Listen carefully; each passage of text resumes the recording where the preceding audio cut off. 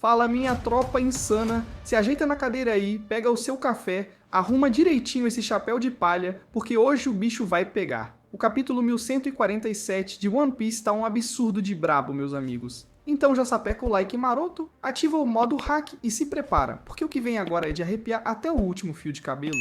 Mas antes da gente embarcar nessa jornada épica, bora para os nossos agradecimentos especiais. Um salve mais do que merecido pro Anônimo, pro Emanuel Lima, pro Hack Capivara e também pro desenho animado. Valeu demais, galera, pelo apoio constante aqui no canal. Vocês são parte da nossa tripulação. Sem mais enrolação, bora pro que interessa. O capítulo já começa trazendo um clima de tensão no ar, com um pequeno flashback do Saul. Isso mesmo, nosso gigante querido. Instantes antes dele ser atacado pelo poderoso Saint Topman Valkyrie, ou como muitos estão chamando agora, Saint Summer. Saul, que normalmente carrega aquele sorrisão meio bobo, dessa vez tá sério, preocupado e sem perder tempo fala pra Robin: a gente precisa se esconder. Ele explica que já tinha visto Saint Summer antes, e que esse cara é diferente, não é só forte, é uma entidade praticamente invencível. E aqui vem a revelação pesada: Saint Summer faz parte dos Cavaleiros Sagrados de Deus. Pra quem tá por fora, esses cavaleiros são uma elite secreta que responde diretamente ao topo do governo mundial. E segundo informações reveladas recentemente, eles estão acima até mesmo da Marinha Comum. A galera da CP0 parece estagiário perto deles. Saul manda a real: eles são imortais,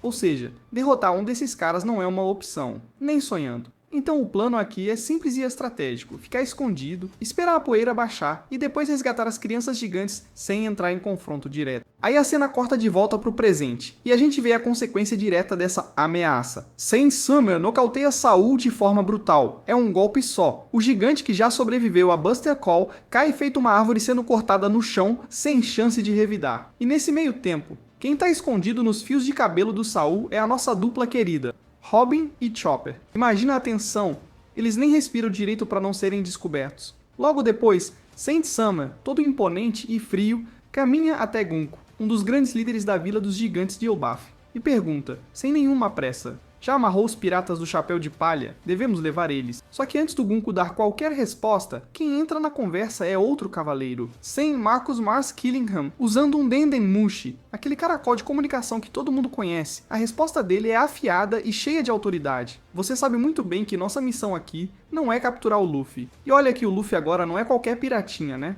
Ele é um dos 4 Yonkous, os imperadores dos mares. Só de pensar em enfrentar o Luffy, já dá pra sentir o chão tremendo. Saint Killingham ainda completa que não cabe a eles capturar os piratas do chapéu de palha. Ou seja, a ordem é clara: deixem o Luffy e a tripulação dele onde estão. Isso aí já dá a deixa de que a missão dos Cavaleiros Sagrados em Elbaf é muito mais profunda e sinistra do que simplesmente brigar com a nova geração de piratas. Segundo rumores recentes na comunidade de One Piece, a missão pode estar ligada diretamente aos segredos da Árvore do Sol e ao passado dos gigantes. Informações que o governo mundial quer esconder a qualquer custo. Agora, enquanto Saint Summer e Saint Killingham continuam aquele papo tenso, Nami já não aguenta mais segurar a raiva. Ela bate o pé no chão com força, o rosto fervendo de indignação. Como assim? Fizeram aquilo com o Saul, bem na frente dela? Na cabeça da Nami, o plano estava perfeito. Jinbe estava junto, e com ele ali, a segurança era garantida. Mas nem isso segurou a maré dessa vez. Até Jinbe, o Cavaleiro do Mar, foi capturado. Só que Jinbe, mesmo amarrado e sem muita mobilidade, permanece sereno como sempre.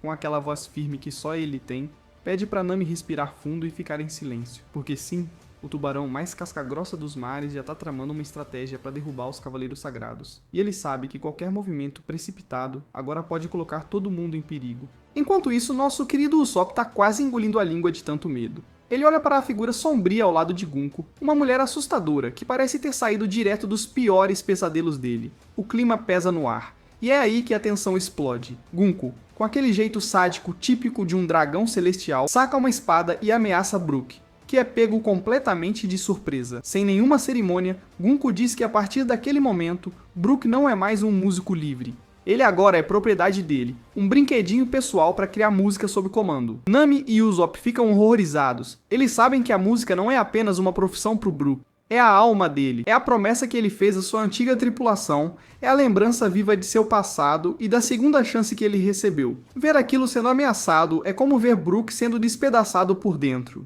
E no meio daquele choque, Usopp ainda solta, meio sem pensar, gaguejando: espera aí, aquele é um dragão celestial e ele é fã do Brook. O que só reforça o quão bizarra e insana é essa situação. Um fã obcecado e doentio, digno da podridão que rola nas fileiras mais altas de Maridio. Mas Saint Summer, impaciente, corta o momento. Ele ordena com voz fria que Gunko pare de brincar com os piratas do Chapéu de Palha. Não é pra lutar contra o Luffy, não é pra fazer showzinho. A missão deles ali é outra, e precisa ser concluída sem atrasos. Brook, ainda meio encurralado, mas com um espírito inabalável, levanta a cabeça e encara Gunko com firmeza. Com a dignidade de um verdadeiro pirata do Chapéu de Palha, ele diz que sente muito, mas que o seu capitão, Monkey D. Luffy, foi quem lhe deu uma nova vida, e que desde então sua lealdade pertence única e exclusivamente a ele. Palavras que ecoam o verdadeiro peso de pertencer ao bando do futuro rei dos piratas. Gunko, sem se comover nem um pouco, rebate frio. E se o preço da sua recusa for a sua vida? E com um sorriso triste e resoluto, Brook responde: prefiro morrer a viver sem honra. Essa resposta, galera, foi um soco no estômago. Sem hesitar, Gunko aplica um chute brutal no Brook, jogando-o longe como se fosse nada além de um boneco.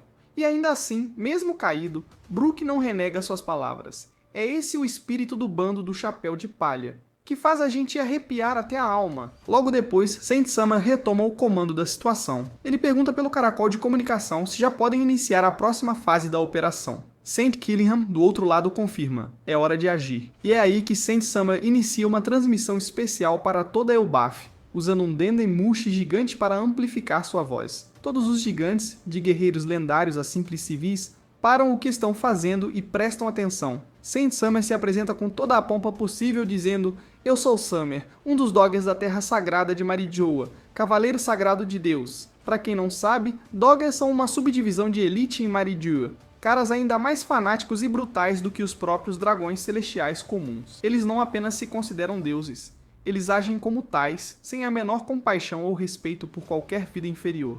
Os gigantes, claro, o estranham, até porque Elbaf é conhecida como a terra do orgulho, da honra e da força inabalável. Mas Saint Summer deixa claro: todas as anomalias, todos os distúrbios recentes são culpa direta deles, dos Cavaleiros Sagrados. Eles chegaram para reescrever a história de Elbaf e não pretendem pedir permissão para isso. Enquanto Saint Summer fala com aquele tom arrogante, vemos que no campo de batalha, os gigantes continuam lutando ferozmente contra as criaturas pesadelos. Agora, tudo faz sentido para eles. O ataque não é uma coincidência, nem um fenômeno inexplicável, é uma investida do governo mundial. A fúria cresce nos corações dos gigantes, mas a situação é crítica. Saint Summer, implacável, continuou o discurso. No momento, estamos no processo de sequestro de 10 crianças gigantes. E sem o menor pudor, ainda destaca com desdém: já derrotamos o gigante de cabelo laranja. Uma referência direta a Saul, que tantos em Elbaf veneravam. O aviso é claro e cruel: não pensem que as crianças estão seguras. A operação ainda está em andamento, e nada vai pará-los. Em outro ponto do campo, Saint Killingham, sempre meticuloso, se volta para Andy, uma jovem gigante com um coração puro e que conhecia todas as crianças da aldeia. Você conhece e sabe o nome de todas as crianças? Zreni ele com um olhar ameaçador. Andy, tremendo mas corajosa, confirma que sim. Então vem a ordem cruel: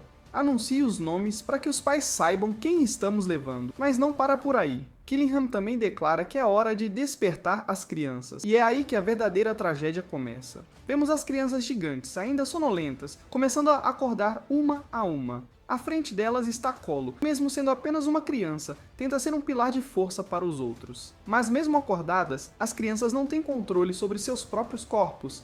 Elas caminham como marionetes, forçadas a obedecer a alguma força invisível. O pânico é inevitável.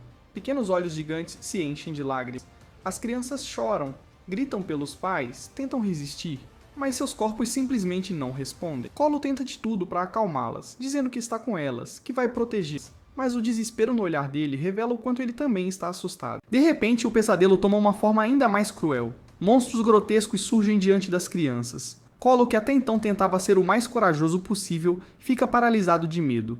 Esses monstros não são simples criaturas, são visões distorcidas, horrendas, feitas para atacar diretamente o psicológico das crianças. E não para por aí. Do lado dos gigantes adultos, eles começam a perceber algo estranho no horizonte. Entre as criaturas pesadelos, um monstro diferente se aproxima. Um dos gigantes até faz uma piada nervosa dizendo: "Ei, aquele ali parece a minha esposa." Mas a verdade era muito mais sombria do que eles imaginavam. Dory e Brog, com seu olhar de veteranos de guerra, percebem rapidamente o padrão.